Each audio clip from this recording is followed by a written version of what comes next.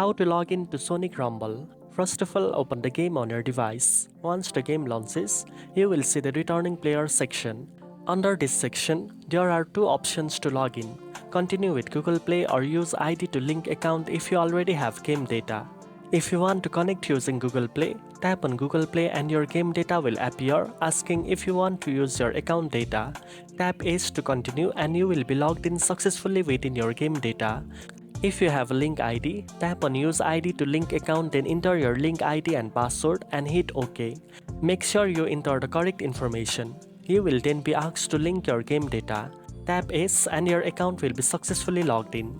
After logging in, you will be taken to your profile page where you can continue customizing your character, check your stats or jump straight into gameplay. Now you know how to log into Sonic Rumble. If you found this video helpful, don't forget to like, share and subscribe for more gaming tips. Thanks for watching and I'll see you in the next one.